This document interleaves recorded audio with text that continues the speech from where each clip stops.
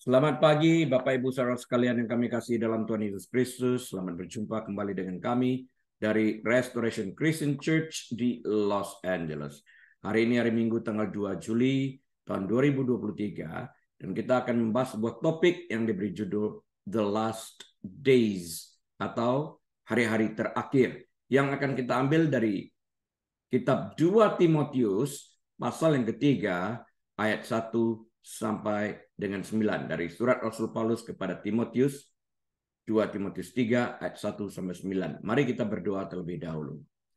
Bapa, kami terima kasih untuk kebenaran firman-Mu yang pasti memerdekakan kami. Berbicara kepada kami siap menerima dan kami membuka pintu hati kami selebar-lebarnya untuk mempersilahkan kebenaran firman absolut-Mu masuk dan memerdekakan kami. Di dalam nama Tuhan Yesus kami berdoa, bersyukur, dan berterima kasih. Amin. Baik, Bapak Ibu Saudara sekalian, mari kita buka Alkitab kita kepada 2 Timotius pasal yang ketiga, ayat 1 sampai dengan 9, yang akan saya bacakan bagi kita sekalian. Ayat yang pertama, ketahuilah bahwa pada hari-hari terakhir, the last days, akan datang masa yang sukar. Sukarnya seperti apa? Manusia akan mencintai dirinya sendiri dan menjadi hamba uang. Budak uang, uang menjadi tuan mereka. Mereka akan membual dan menyombongkan diri. Mereka akan menjadi pemfitnah. Mereka akan berontak terhadap orang tua dan tidak tahu berterima kasih. Tidak mempedulikan agama. Ayat 3, tidak tahu mengasihi, tidak mau berdamai, suka menjelekkan orang, tidak dapat mengekang diri, garang, tidak suka yang baik. Ayat yang keempat, suka mengkhianat, tidak berpikir panjang, berlagak tahu, lebih menuruti hawa nafsu daripada menuruti Allah. 5. Secara lahiriah mereka menjalankan ibadah mereka, tetapi pada hakikatnya mereka memungkiri kekuatannya. Dia conclude, jauhilah mereka itu. Ini konklusi dari Rasul Paulus. 6. Sebab di antara mereka terdapat orang-orang yang menyelundup ke rumah orang lain dan menjerat perempuan-perempuan lemah yang syarat dengan dosa dan dikuasai oleh berbagai-bagai nafsu. 7. Yang walaupun selalu ingin diajar, namun tidak pernah dapat mengenal kebenaran. 8. Sama seperti Yanes dan Yambres menentang Musa, demikian juga mereka menentang kebenaran. Akal mereka bobrok dan iman mereka tidak tahan uji. 9. Tetapi sudah pasti mereka tidak akan lebih maju. Karena seperti dalam hal Yanes dan Yambres, kebodohan mereka pun akan nyata bagi semua orang. Berbahagia kita mendengarkan dan berpegang teguh kepada kebenaran firman Tuhan. Haleluya. Amin. Nah, hari ini kita akan belajar tentang daftar dosa yang dibuat oleh Rasul Paulus yang sangat menonjol pada hari-hari terakhir atau pada the last days. Di sini dia menunjukkan ada 19 atribut, ada 19 sikap atau sifat dosa yang ditampilkan. Dan kita harus mengenal, karena semua jenis dosa yang ada 19 ini, yang dituliskan oleh Rasul Paulus dalam daftarnya ini, merupakan kekejian di hadapan Tuhan. Dan ini muncul. Terlebih lagi, pada hari-hari terakhir ini, atau pada the last days ini. Nah, saya akan mulai dengan sebuah ilustrasi terlebih dahulu. Pada tahun 1947, para ilmuwan menciptakan apa yang disebut sebagai jam hari kiamat, atau dalam bahasa Inggris disebut sebagai Doomsday Clock, yang dimulai tahun 47. Ini dibangun, jam ini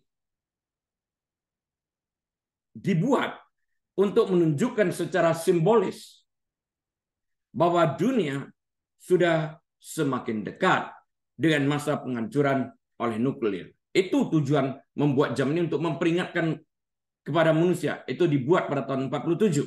Nah, pada tahun 1953 70 tahun yang lalu, setelah Amerika mengetes sebuah bom hidrogen, jarum jam itu diatur hingga menunjukkan pada 2 menit sebelum tengah malam, sebelum jam 12 tengah malam.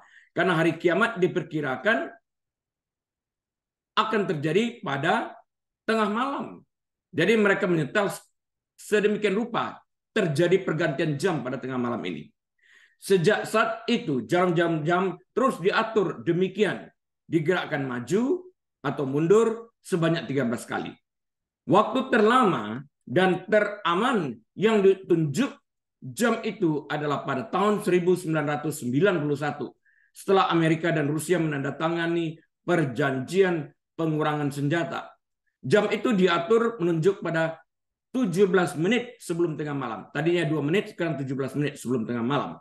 Namun pada bulan Mei tahun 1999, setelah India dan Pakistan menguji coba senjata nuklir mereka, jarum jam maju menunjukkan angka 11.51, 9 menit sebelum tengah malam. Nah, pada tanggal 24 Januari tahun 2023, yaitu tahun ini, 6 bulan yang lalu, jarum jam dipindahkan ke 90 detik, 1 menit 30 detik. 90 seconds, imagine 90 seconds before midnight. Yang berarti bahwa pengaturan jam saat ini paling dekat dengan tengah malam sejak Doomsday Clock didirikan pada tahun 1947. Allah kita juga mempunyai jam.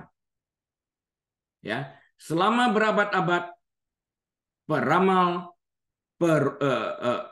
berusaha mengatur jarum jamnya dengan meramalkan jam tengah malam, yaitu jam tentang kedatangan Kristus. Akan tetapi ramalan-ramalan mereka selalu gagal dan menyebabkan orang kecewa. Ya kan, Alkitab sudah mengatakan orang tidak tahu saat dan waktunya Kristus datang kembali. Pandangan-pandangan yang simpang siur mengenai ketepatan urutan kejadian serta tanda kedatangannya telah menyebabkan Allah enggan membicarakan hal itu lebih jauh. Kenapa? Dia ingin nubuat tentang kedatangannya tidak menjadi suatu alat pemecah belah, melainkan kebenaran untuk mempersatukan orang-orang percaya. Agar orang di dalam membaca firman mengetahui tentang apa yang dinubuatkan tentang apa yang akan datang, justru dapat bersatu hati mempersiapkan kedatangannya dengan mempersiapkan iman yang teguh di hadapan Dia. Karena Kristus juga bertanya di dalam Alkitab, pada saat anak manusia datang kali keduanya, adakah Dia menemukan iman itu di bumi ini? Jadi kuncinya itu adalah kita mempersiapkan diri kita menjelang kedatangan Kristus dengan beriman, teguh berpegang kepada kebenaran firman Tuhan, memiliki iman yang kokoh dan tidak beranjak dari kebenaran firman kita, kebenaran daripada keyakinan iman kita, kekokohan iman kita kepada Kristus.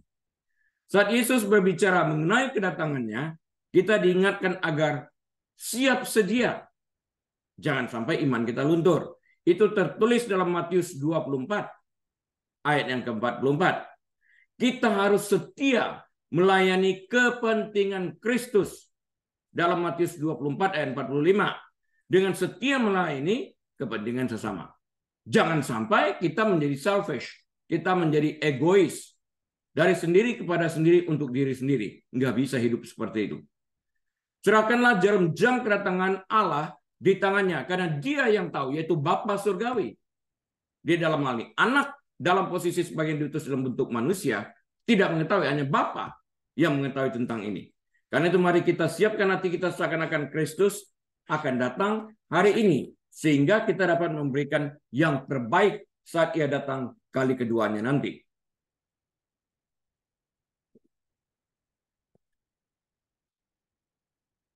Pertama-tama mari kita pelajari terlebih dahulu ringkasan konteks dari 2 Timotius 3 ayat 1-9 ini. Kita pelajarin dulu ringkasannya. 2 Timotius 3 ayat 1-9 adalah daftar ekstensif dari sifat-sifat orang yang tidak bertuhan yang terdapat dalam daftar yang ditulis oleh Rasul Paulus yang ditujukannya kepada Timotius, di mana ia menuliskan ciri-ciri guru-guru palsu dan orang-orang yang tidak percaya. Dituliskan semua atribut mereka. Nah, dalam ayat 2 sampai dengan ayat 5 dari 2 Timotius 3 ini, Paulus membuat daftar 19 sifat yang berbeda-beda yang dimiliki oleh orang yang tidak bertuhan yang harus kita tolak. Daftar ini dibuat sebagai peringatan kepada kita agar kita tidak melakukan dosa yang sama yang dilakukan oleh orang-orang yang tidak mengenal Tuhan ini atau yang menolak Tuhan di dalam kehidupan mereka. Di antaranya adalah mencintai dirinya sendiri dan menjadi hamba uang, membual dan menyombongkan diri, pemfitnah, ada juga hedonisme dan lebih menuruti hawa nafsu daripada menuruti Allah. Menurut Paulus, terlepas dari kesuksesan guru-guru palsu ini, mereka pada akhirnya akan terlihat apa adanya dan mereka akan dihukum. Timotius seperti orang percaya lainnya termasuk kita yang hidup pada hari ini yang mendengarkan firman ini harus menjauhi orang-orang seperti itu, seperti yang disarankan oleh Rasul Paulus. Jauhilah mereka. Nah, Rasul Paulus memulai perikop baru dalam 2 Timotius 3 ini dengan sebuah peringatan. Bagian ini menggunakan kata-kata yang mirip dengan kata-kata Paulus yang tertulis dalam 1 Timotius 1 ayat yang ke-9 yang juga berhubungan dengan daftar perbuatan dosa. Ya. Pertama, Paulus menggambarkan periode waktu yang dikenal sebagai hari-hari terakhir atau the last days seperti yang dituliskan dalam 2 Timotius 3 yang pertama yang kita baca tadi. Secara alkitabiah, hari-hari terakhir dimulai dengan permulaan gereja. Begitu gereja pertama, awal pertama, mulai gereja pada waktu Yesus mengembuskan napas terakhir, ditutuplah perjanjian lama, dimulailah perjanjian baru, gereja berdiri. Ya. Detik itu mulai kita perhitungkan tentang hari-hari terakhir menjelang kedatangan Kristus kembali. Yang sudah tidak terlalu lama lagi. Nah, jadi saya katakan sekali lagi secara alkitabiah hari-hari terakhir dimulai dengan permulaan gereja seperti yang dimaksudkan dalam Kisah Para Rasul pasal yang kedua ayat yang ke-17. Petrus juga berbicara tentang hari-hari terakhir dalam 2 Petrus 3 ayat yang ketiga. Yakobus demikian juga dalam Yakobus 5 ayat yang ketiga. Penulis Ibrani dalam kitab Ibrani 1 dan kitab Ibrani 1 ayat yang kedua melakukan hal yang sama. Hari-hari terakhir seperti yang digunakan dalam perjanjian baru tidak harus mengacu pada suatu era di masa depan yang jauh, tetapi suatu periode waktu yang dimulai dengan permulaan zaman gereja dan berlanjut hingga hari ini. Ya, Rasul Paulus juga mengingatkan kita bahwa hari-hari terakhir ini akan sulit. Kita lihat, kita rasakan penyesatan di mana-mana. Bahkan ada gereja yang pendetanya mengatakan secara gamblang bahwa Yesus bukan juru selamat. Ini penyesatan. Karena itu perhatikan siapa yang memberitakan firman Tuhan, latar belakangnya siapa dia. Setiap orang yang tidak mengaku Yesus sebagai Mesias, sebagai yang diurapi Allah, yang datang sebagai juru selamat, yang tugasnya adalah mati untuk membayar upah dosa manusia, ini yang dilakukan Kristus. Jika mereka menantang dan tidak mengakui Yesus adalah juru selamat yang ditugaskan untuk membayar upah dosa orang yang percaya kepadanya, mereka adalah guru palsu. Jadi Rasul Paulus mengingatkan bahwa hari-hari terakhirnya akan sulit. Guru-guru palsu di Efesus, seperti banyak guru palsu dewasa ini, menyatakan bahwa kesetiaan kepada Allah akan menghasilkan berkat-berkat materi. Banyak sekali pengajaran tentang Injil kemakmuran. Banyak sekali berjamuran di mana-mana.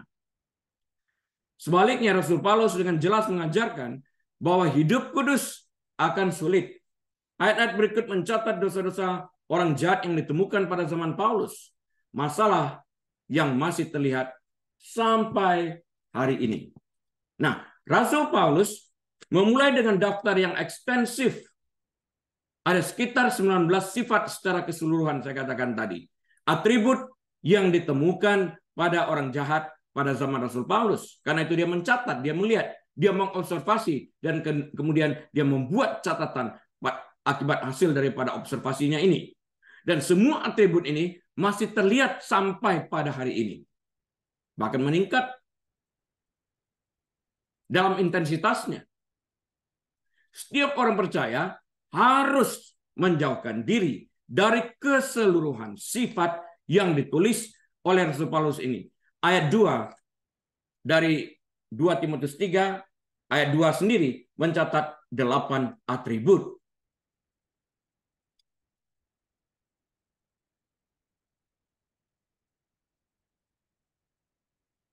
Jadi kita akan mempelajari 8 atribut pertama sesuai dengan apa yang ditulis atau dicatatkan dalam 2 Timotius 3. Yang kedua, pertama, orang akan menjadi egois.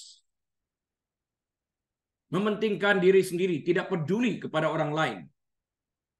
Mereka menjadi egois daripada melayani orang lain, dalam arti manusia akan mencintai dirinya sendiri dan menjadi hamba uang seperti yang tertulis dalam 2 Timotius pasal yang ketiga. Yang kedua,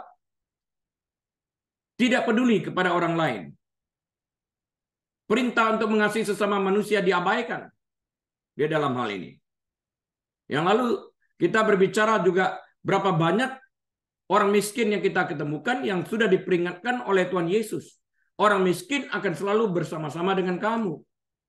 Bukannya mereka tidak mau berusaha, banyak di antara mereka yang sungguh-sungguh berusaha, tapi tidak mampu melepaskan diri mereka dari garis kemiskinan. Orang-orang ini harus dibantu. Mereka yang sedang mengalami kesusahan harus dibantu.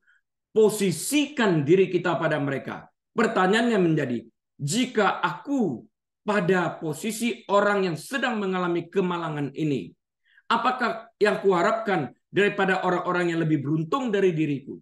Jika kita dapat memposisikan diri kita dan bertanya seperti dengan demikian, dengan melakukan self-reflection, maka kita akan jauh lebih bermurah hati mengulurkan tangan kita kepada orang-orang tersebut.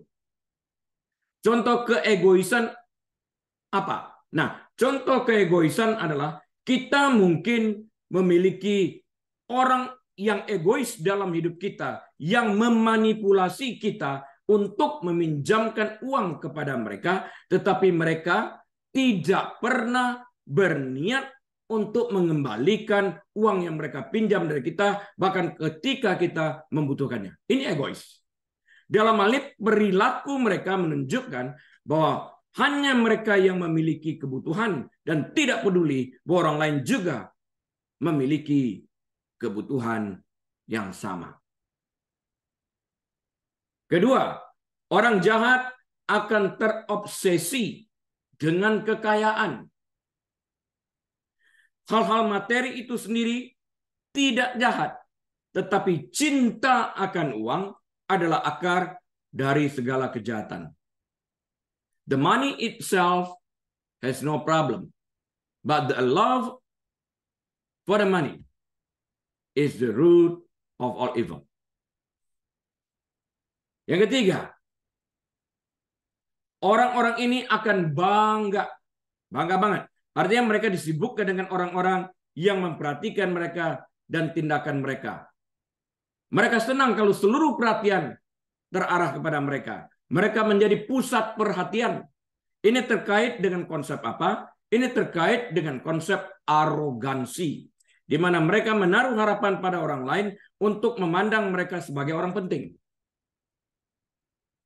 Orang yang bangga tidak hanya menganggap diri mereka sendiri tinggi, memandang diri mereka sendiri tinggi, orang penting, mereka juga mengharapkan orang lain menunjukkan persetujuan mereka bahwa mereka adalah orang yang penting. Ini banyak terlihat pada orang-orang narsis.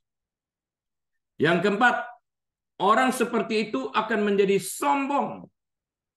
Ini berasal dari kata Yunani, hyperevanoi, perkataan bahasa Yunaninya. Artinya apa? Secara harfiah berarti menempatkan diri sendiri di atas orang lain. Menempatkan diri sendiri lebih tinggi dari orang lain. Mengangkat diri sendiri lebih tinggi daripada semua orang lain. Nah, istilah ini tampaknya lebih merujuk pada keadaan pikiran seseorang. Dia berpikir seperti itu. Sedangkan gagasan keegoisan melibatkan masalah serupa dalam arti menempatkan diri sendiri di atas orang lain. Itu egois. Hanya kepentinganku. yang harus diperhatikan. Kepentingan orang lain nggak peduli. Nggak boleh seperti itu. Tetapi dalam perbuatan artinya mereka menampilkan perilaku sebagai orang penting tanpa mempedulikan keberadaan orang lain dengan pengertian bahwa segala sesuatu yang mereka kerjakan adalah tentang mereka dan mereka melupakan kepentingan orang lain.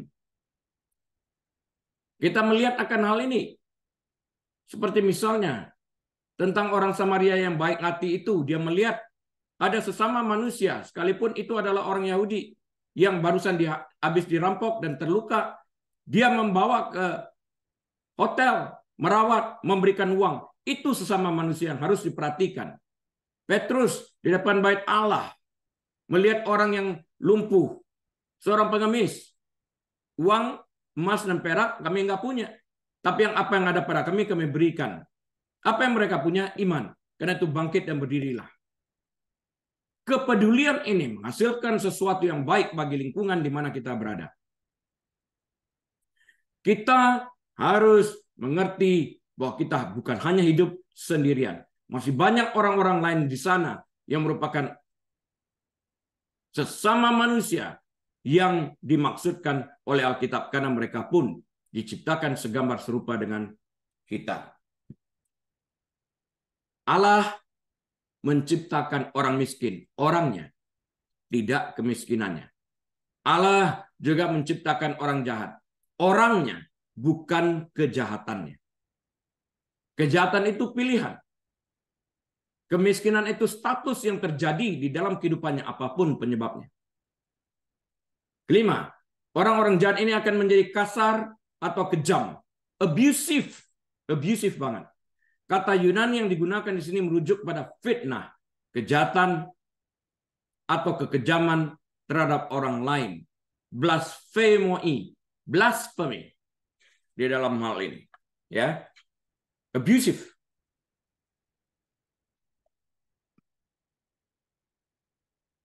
Bukan hanya dengan kata tapi juga dengan perilaku. Yang keenam, orang-orang jahat ini akan melanggar perintah untuk menghormati orang tua. Keluaran 20 ayat 12. Ini adalah benang merah dalam kehidupan mereka yang membenci otoritas. Anak-anak yang tidak menghormati orang tuanya biasanya tidak menghormati siapapun. Mereka yang tidak menghormati orang tuanya dalam konteks ini memiliki masalah di luar konflik keluarga yang sederhana. Nah, ketujuh, mereka tidak tahu bersyukur atau tidak tahu berterima kasih. Ini terkait erat dengan gagasan keegoisan dan kesombongan. Kenapa aku harus berterima kasih? Sudah seharusnya mereka membantu aku. Pikiran seperti itu. Mereka yang tidak tahu berterima kasih biasanya mereka berhak atas hal-hal tertentu. Alih-alih berterima kasih saat menerima, mereka marah saat tidak menerima. Bukan keharusan. Kita harus belajar berterima kasih dalam segala hal. Privilege. Sama waktu kita membuat surat izin mengemudi, driver license. Itu privilege di dalam hal ini. Kalau tidak mendapatkannya, itu privilege yang diberikan kepada kita. Kita tidak boleh menjadi marah di dalam hal ini. Kedelapan, orang-orang yang bejat ini akan menjadi najis. Tidak benar-benar ingin hidup sesuai dengan kebenaran firman Tuhan. Allah digambarkan dalam Alkitab sebagai kudus. Holy. Yang berarti dipisahkan. Dipisahkan dari segala kenajisan. Keluaran 15 ayat 11. Yesaya 6 ayat yang ketiga. Sebaliknya, orang-orang jahat ini tidak kudus. Mereka tenggelam dalam dunia yang telah jatuh bergelimang lumpur dosa dan kejahatan. Ini menggemakan ilustrasi yang digunakan Paulus dalam 2 Timotius 2 ayat 20 dan 21. Dalam ayat 2 yang barusan kita lihat ada 8 atribut dosa atau kejahatan. Paulus memulai membuat daftar membuat daftar beberapa sifat jahat yang diasosiasikan sebagai the last days atau hari-hari terakhir. Kita barusan saja mempelajari 8 atribut yang pertama. Nah, dalam 2 Timotius 3 ayat ketiga, Paulus melanjutkan dengan menambahkan 6 ciri tambahan kepada ke-8 sifat yang barusan kita pelajari bersama-sama. Dalam ayat 2 dari 2 Timotius 3 ada 8 sifat jahat. Dalam 2 Timotius 3 ayat 3 ditambahkan 6 lagi menjadi 14. Ya. 2 Timotius 3 ayat 3 mengatakan tidak tahu berterima kasih. Yang pertama. Yang kedua, tidak mau berdamai. Yang ketiga, suka menjelekkan orang. Yang keempat, tidak dapat mengekang diri. Yang kelima, garang. Yang keenam, tidak suka damai. Ada 6 lagi yang ditambahkan kepada 8 yang pertama, menjadi 14 totalnya. 6 yang ini kita pelajari. Yang pertama adalah orang jahat akan menjadi tidak berperasaan. Dalam arti yang pertama di sini, dalam 2 Timotius 3:3, tidak tahu mengasihi. Tidak tahu mengasihi, tidak berperasaan. Dari bahasa Yunani, astorgoi. Ingat perjanjian storge yang pernah kita pelajari? Ya. Nah, istilah astorgoi ini merupakan kombinasi dari kata negatif a yang berarti tidak atau melawan. A berarti tidak atau melawan. Nah, itu dengan akar kata yang digabungkan dari akar kata storge. Akar kata Yunani storge berarti memiliki kasih yang alami dan penuh kasih sayang. Storge biasanya diringkas sebagai cinta kasih orang tua. Dalam konteks ini, bukan hanya mereka yang gagal menunjukkan kasih sayang yang pantas kepada anak-anak, tapi juga berarti mereka yang tidak manusiawi terhadap orang lain.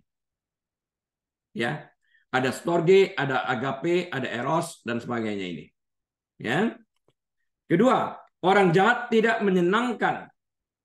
Siapa yang suka dengan orang jahat? Enggak ada. Orang jahat sangat tidak menyenangkan. Artinya tidak disukai.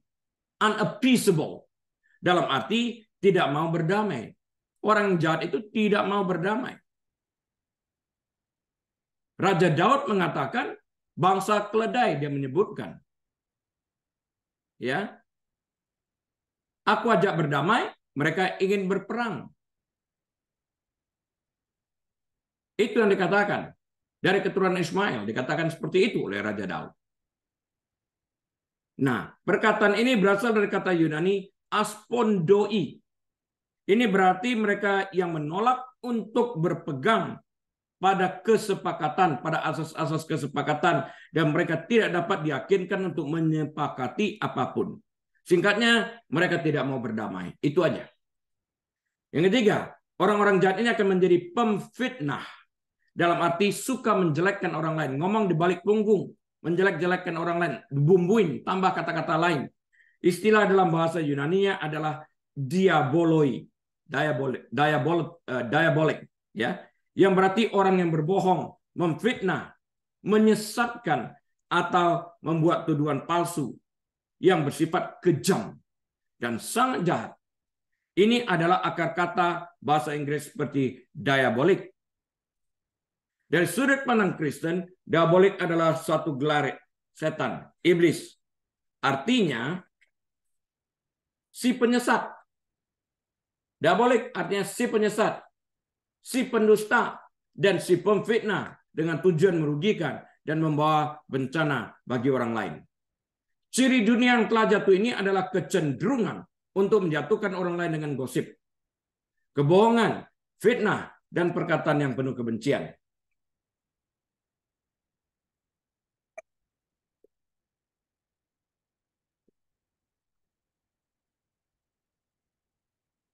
Keempat, orang-orang jahat ini akan hidup tanpa pengendalian diri. Dalam arti tidak dapat mengekang diri. Penguasaan diri adalah bagian daripada buah roh seperti yang tertulis dalam Galatia 5 ayat 22 dan 23. Adanya pengendalian diri sering disebutkan oleh Paulus sebagai ciri penting dalam kehidupan orang Kristen. 1 Korintus 7 ayat yang kelima, ayat yang ke-9. 1 Korintus 9 ayat 25, Galatia 5 ayat 23, 1 Timotius 2 ayat 9 dan ayat 15 serta 2 Timotius 1 ayat yang ke-7 sebagai bahan referensinya. Penguasaan diri mengandung arti orang yang tidak egois atau sombong seperti yang disebutkan dalam ayat 2 tadi. Nah, yang kelima, orang jahat akan menjadi brutal. Bahasa yang dipakai di sini garang, dari kata Yunani anemeroi. Ini secara harfiah berarti biadab, wild atau liar. Penggunaannya di sini oleh Rasul Paulus mungkin mengacu pada kekerasan fisik, tetapi jelas menyiratkan sikap yang liar, garang, dan yang tidak terkendali. Kita lihat apa yang terjadi di Prancis pada saat ini. Itu yang terjadi. Garang, liar, tidak terkendali. Merusak. Keenam, Rasul Paulus berkata bahwa orang jahat akan dikenal karena membenci hal-hal yang kudus. Menariknya, Paulus menggunakan kata Yunani aphilagatoi yang menunjukkan aspek yang sangat pribadi dari kebencian ini. Dengan kata lain, orang jahat ini tidak hanya, saya ulang, orang jahat ini tidak hanya membenci kebaikan, mereka secara khusus tidak menyukai orang baik. Jadi, hal ini tentu saja sesuai dengan peringatan Yesus kepada para murid yang tertulis dalam Yohanes 15 ayat 18 sampai 21. Mereka yang mengasihi Allah akan dibenci oleh dunia. Nggak aneh. Orang jahat itu benci kepada orang-orang baik. Orang jahat itu memfitnah orang-orang baik. Orang jahat itu selalu melakukan tindakan kekejian dan kejahatan yang diarahkan kepada kebaikan dari orang-orang baik. Yang menjadi pertanyaan itu adalah, apakah kebaikan kita ini dapat dihentikan oleh faktor eksternal? Kalau kebaikan kita ditentukan oleh faktor eksternal, sesungguhnya kebaikan itu belum ada di dalam kehidupan kita dan kita juga bukan orang baik. Kita melakukan kebaikan karena Kristus yang baik ada di dalam kehidupan kita yang membuat kita menjadi orang baik. Alhasil daripada percaya kepada Yesus itu, byproduct-nya adalah melakukan perbuatan baik. Sebagai buah daripada pertobatan yang dihasilkan karena kebaikan Kristus dalam kehidupan kita yang telah menebus kita, memisahkan kita dari penyiksaan api neraka dan memindahkan kita ke dalam kekekalan abadi di surga bersama Dia. 2 Timotius 3 ayat 2 sampai 3 sebelumnya menyebutkan 14 karakteristik. Ayat 2 ada 8, ayat 3 ada 6, ya. Dan ayat 4 2 Timotius 3 4 menambahkan 4 karakteristik lagi. Jadi ada 18. Ada total 19. Jadi ayat kelima nanti masih ada satu atribut terakhir. Jadi dengan total 19 atribut negatif yang dimiliki orang yang tidak mengenal Tuhan. Intensitasnya naik pada akhir zaman. 2 Timotius ayat 3 sampai 4 kita baca. Suka mengkhianat. Yang pertama. 2, tidak berpikir panjang. 3, berlagak tahu. 4, lebih menuruti hawa nafsu daripada menuruti Allah. Ada 4 lagi. Jadi 8, 6, 4, 18. Nanti ayat 5 satu lagi. Nah, pertama-tama dalam ayat ini, dalam ayat 4 ini dari 2 Timotius 3, Rasul Paulus menggambarkan orang jahat sebagai suka mengkhianat atau mereka yang bertindak sebagai pengkhianat. Nah, ayat-ayat sebelumnya menyebutkan orang-orang ini sebagai tidak mau berdamai atau menolak untuk berdamai. They don't want peace, they want problem. Atau tidak menyenangkan, orang-orang tersebut tidak menyenangkan, unappeasable. Itu tertulis dalam 2 Timotius 3 yang ketiga, yang berarti mereka yang tidak dapat diyakinkan untuk menyetujui atau menghormati kesepakatan untuk berdamai. Mereka nggak mau. Tuduhan di sini serupa, tetapi lebih terfokus pada perilaku seseorang. Pengkhianat adalah mereka yang secara aktif bekerja melawan kepentingan teman dan sekutu mereka. Mereka membisikkan sesuatu yang tidak benar. Memutarbalikkan sesuatu. Twisting, gaslighting termasuk ke dalam hal ini. Kedua, orang jahat akan menjadi sembrono dalam arti tidak berpikir panjang yang mencakup gagasan tidak berpikir sebelum bertindak atau bertindak tanpa berpikir. Dulu kita belajar sebelum berkata-kata berpikir, sebelum melakukan sesuatu bertindak pikirkan. Ya. Jangan sampai emosi lebih cepat daripada logika berpikir. You're in trouble. If your emotion is faster than your logic, you're in trouble. Ini adalah mentalitas siap tembak, mentalitas siap menyerang dalam setiap kesempatan yang ada. Every opportunity they are going to attack you. Mentalitas yang tidak memiliki pengendalian diri. Orang dalam kategori ini termasuk orang-orang dengan kecerdasan emosional yang rendah. IQ-nya rendah dalam hal ini. Ketiga, orang jahat akan menjadi sombong dalam arti berlagak tahu, sok tahu bahasa Jakartanya. Deskripsi Yunani asli yang digunakan oleh Paulus adalah tetifomenoi, yang secara harfiah berarti mengelilingi dengan asap atau kabut. Jadi nggak jelas. Sebagai metafora, ini digunakan untuk menggambarkan seseorang yang dibutakan oleh rasa harga dirinya sendiri. Merasa diri sendiri penting, merasa diri sendiri hebat. Ini terkait dengan konsep kesombongan dan kecerobohan yang telah kita pelajari bersama-sama tadi. Orang fasik sering membutakan diri melalui tindakan mereka sendiri. Istilah ini terkadang diterjemahkan sebagai sombong dan dengan bangga menggembungkan dirinya bagaikan katak bawah tempurung.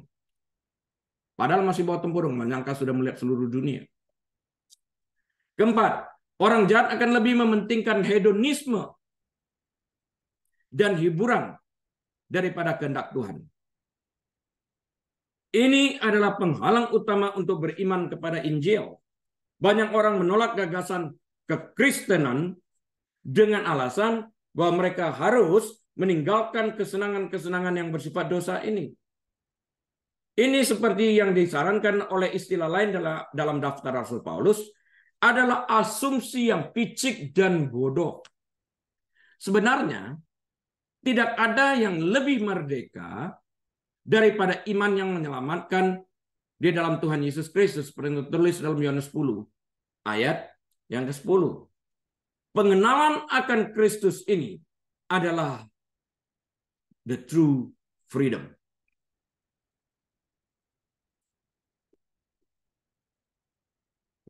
Karena kebenaran itu yang memerdekakan kita. Itu true freedom. You will come to know the truth will set you free. True freedom. Once the Son set you free, you are free indeed. True freedom. Perjanjian baru sering menarik perbedaan antara perilaku alami manusia yang berdosa dan perilaku kudus yang menjadi panggilan kita sebagai orang Kristen. We are called to be holy. Separated for holy purpose. Orang jahat berpikir bahwa berfoya-foya pada siang hari mereka anggap kenikmatan. Berlaku jahat, memanipulasi orang lain di siang bolong mereka anggap sebuah kenikmatan. 2 Petrus 2 ayat 13. Sebelum mengenal Kristus, dahulu kita juga hidup dalam kejahilan. Tidak taat, tersesat, menjadi hamba sebagai berbagai-bagai nafsu dan keinginan, hidup dalam kejahatan dan kedengkian, keji, saling membenci. Titus 3:3, ini juga daftar dosa. Kita lihat. Namun mereka yang dengan setia melayani Allah memilih lebih suka menderita sengsara dengan umat Allah daripada untuk sementara menikmati kesenangan dari dosa. Seperti yang tulis dalam kitab Ibrani pasal yang 11 ayat yang ke-25. 2 Timotius 3 yang 5, daftar dosa terakhir, yaitu sifat atau atribut dosa yang nomor 19, dikatakan, secara lahiriah mereka menjalankan ibadah mereka. Tetapi pada hakikatnya mereka memungkiri kekuatannya. Lantas dikatakan, jauhilah mereka itu. Mereka masih beribadah, datang ke gereja. Mungkin aja kalau orang lain lihat mereka akan baca Alkitab. Tapi apakah mereka percaya kepada isi Alkitab atau percaya kepada kekuatan ibadah yang mereka jalani? Tidak. Jadi mereka memuji atau melakukan segala sesuatu itu hanya pada bibir, lip service. Tuhan katakan, mereka memuji aku, datang kepadaku itu hanya dengan bibir mereka, pada hati mereka jauh daripadaku. Mereka memungkiri semuanya ini. Rasul Paulus mengatakan, jauhi mereka itu. Keep distance. Ayat ini adalah yang terakhir dari 19 atribut yang diperingatkan Paulus dalam perikop ini. Perilaku ini menunjukkan seseorang yang menolak kehendak dan hikmat Tuhan. Mereka nggak mau. Komentar Paulus ini dimulai di ayat yang kedua dan berjalan sebagai satu kalimat deskriptif sampai di sini, yaitu di ayat yang kelima. Secara keseluruhan, itu adalah deskriptif daripada sikap manusia di akhir zaman. Di sini, Paulus menyatakan bahwa orang jahat dikenal karena mereka mengenakan kedok iman kepada Tuhan. Dia wearing mask. Tetapi menolak kuasa Roh Kudus yang sebenarnya. Pada waktu Roh Kudus berbicara, diajak bertobat, menghasilkan buah pertobatan yang sesuai dengan pertobatan itu sendiri, mereka menolak. Dia dalam hal ini. Ayat ini menggemakan kecaman Rasul Paulus terhadap kejahatan dalam Titus 1 ayat yang ke-16. Dengan kata lain, orang-orang jahat ini ingin terlihat sebagai orang baik. Karena itu mereka menggunakan kedok, masker. They are wearing mask. Atau sebagai orang rohani, mereka ingin terlihat seperti itu. Atau sebagai guru, tetapi tidak sungguh-sungguh mengikuti Allah. 1 Timotius 1 ayat 3-7. Mereka beragama sebagai kedok, tapi mereka tidak memiliki hubungan yang sah dengan Allah yang dibangun di atas kebenaran. Mereka tidak membaca Alkitab, jarang banget dia dalam hal ini. Tapi beranggapan mereka memiliki hubungan khusus dengan Allah. 2 Timotius 3, 16-17 menjelaskan itu. Ini juga termasuk mereka yang secara terang-terangan mengambil dan memilih kapan harus menaati Tuhan dan kapan harus menolak pesannya. Antara dua pilihan, merenungkan firman Tuhan atau bersenang-senang, mereka memilih bersenang-senang. Atau mereka mendengarkan firman tapi sambil bercanda. Sehingga pertanyaan itu adalah, berapa persen dari yang didengar itu sungguh-sungguh masuk ke dalam hati? Atau sambil bercakap-cakap. Yang kita lakukan itu adalah kita menempatkan firman Tuhan itu yang kedua dan yang lain yang pertama. Apakah ini appropriate sebagai orang Kristen? Kita masing-masing harus menjawab ini. Setelah uraian panjang lebar tentang orang jahat, Paulus memberikan aplikasi yang belak-belakan. Hindari orang-orang seperti itu. Dalam arti jauhilah mereka itu. Dua pengamatan penting yang dapat dilakukan di sini. Pertama, nasihat ini tertulis dalam surat pribadi Rasul Paulus kepada Timotius. Jadi, orang-orang fasik yang dimaksud oleh Paulus ada pada saat surat ini ditulis oleh Rasul Paulus yang ditujukan kepada Timotius. Kalau tidak ada, tentu tidak ada daftar dosa ini. Paulus memikirkan orang-orang tertentu yang harus dihindari oleh Timotius, disciple-nya.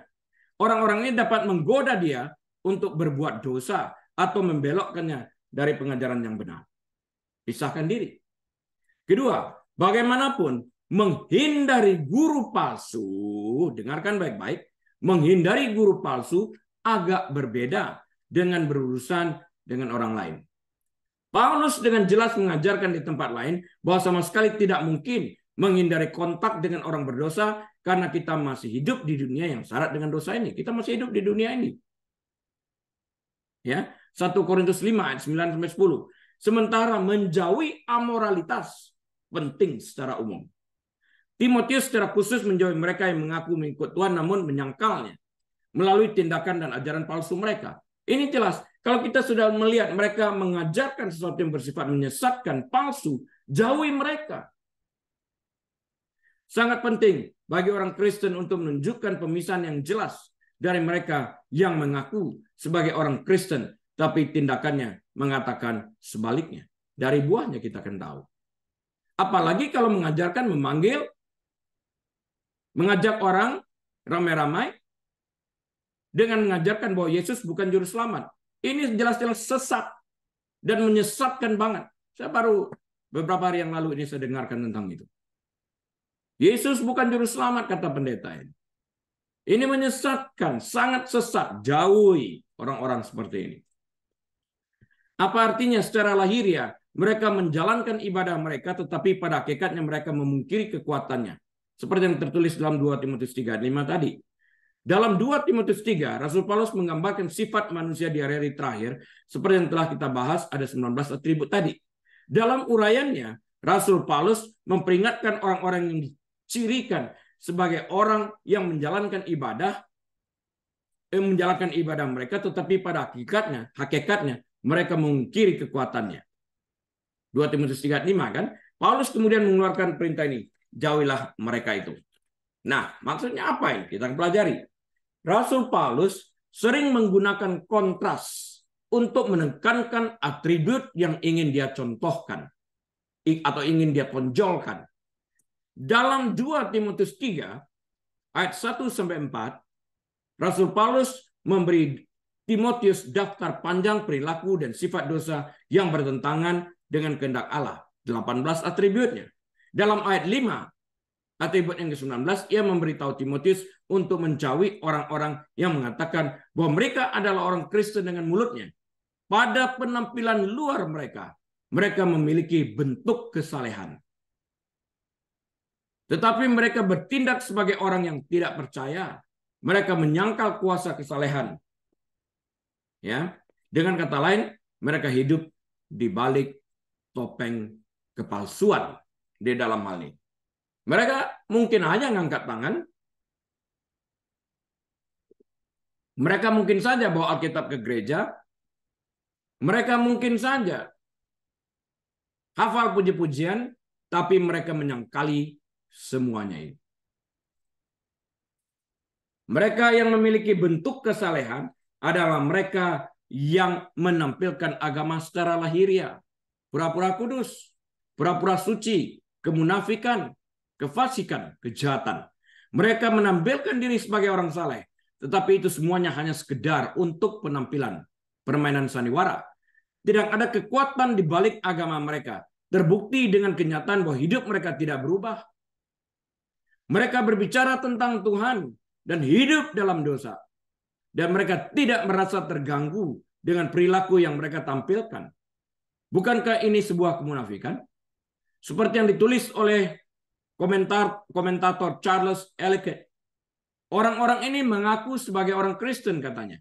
Mereka mengenakan seragam Kristus di hadapan manusia, seolah-olah mereka adalah saudara Kristus, tetapi hidup mereka tidak menunjukkan kepribadian Kristus dan mereka tidak menghormati namanya.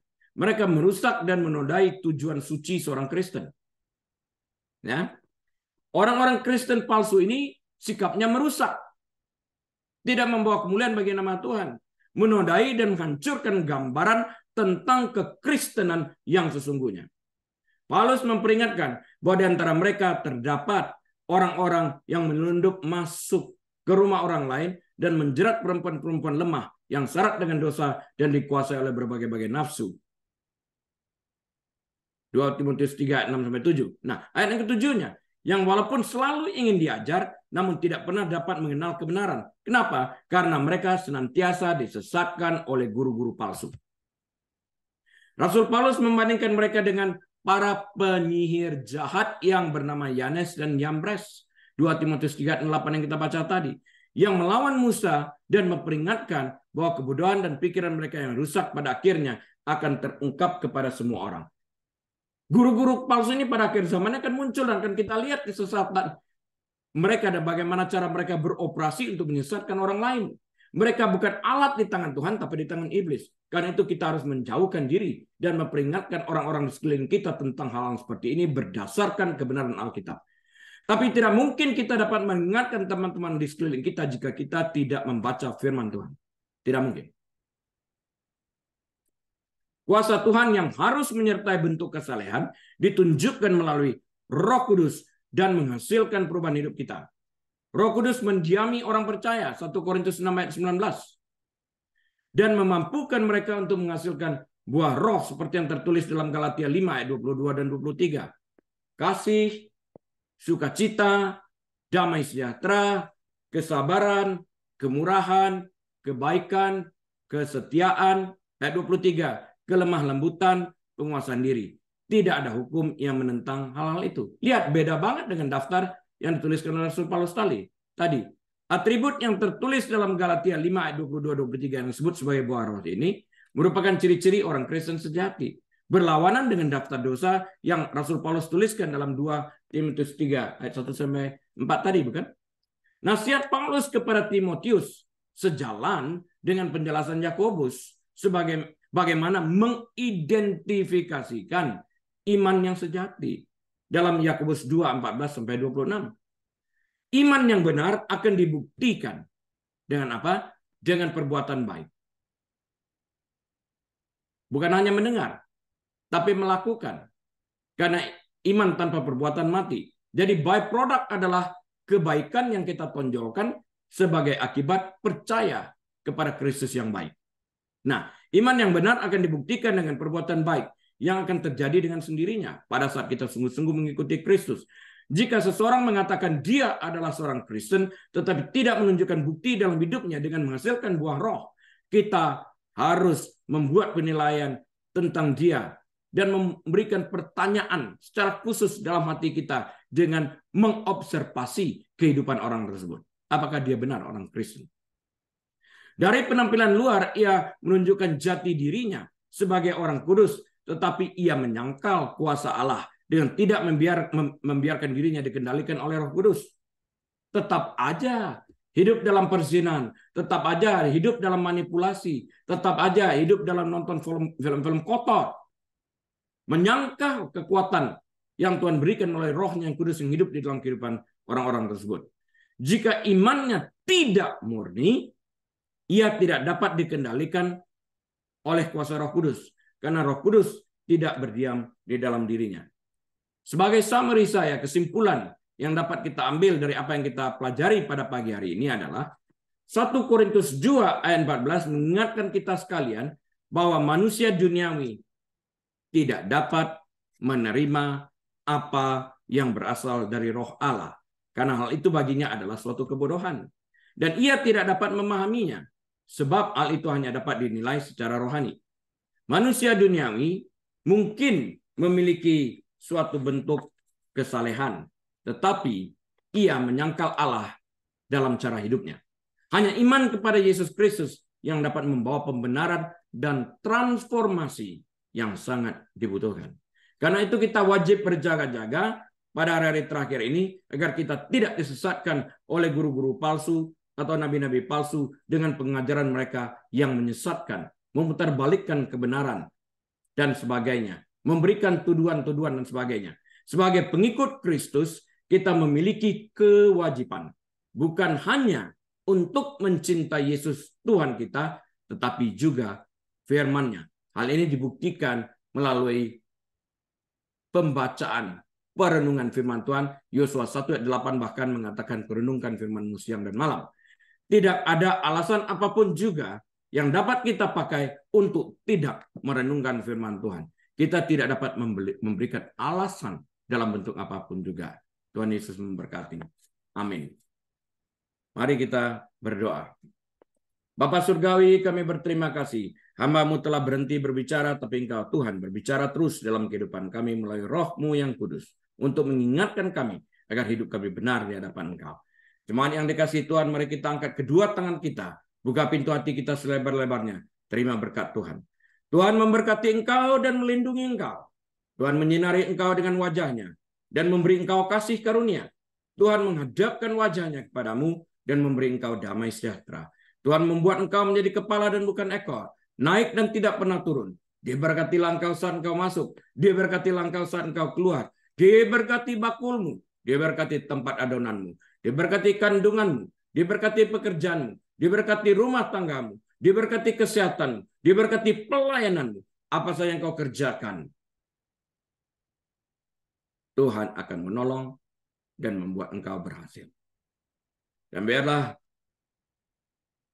hari-hari kita ini kita lalui bersama dengan Tuhan. Kita boleh membuka lembaran waktu kita dengan hati penuh dengan ucapan syukur, dengan hikmat marifat dari Bapa Surgawi. Damai sejahtera dari Tuhan Yesus Kristus dalam persekutuan yang manis dan erat bersama dengan Tuhan Allah Roh Kudus saat ini sampai selama-lamanya. Tuhan Yesus datang kali keduanya menjemput kita semua yang percaya kepadanya. Di dalam nama Tuhan Yesus kita sudah berdoa, mengucapkan syukur dan terima kasih. Haleluya. Semua umat Tuhan yang menerima berkat bersama-sama berkata, amin. Baik Bapak Ibu Saudara sekalian, kebaktian telah usai. Atas izin Tuhan, kita dapat bertemu kembali pada kesempatan yang mendatang. Tuhan Yesus memberkati, lakukan bagian kita. Tuhan Yesus dipermuliakan. Shalom.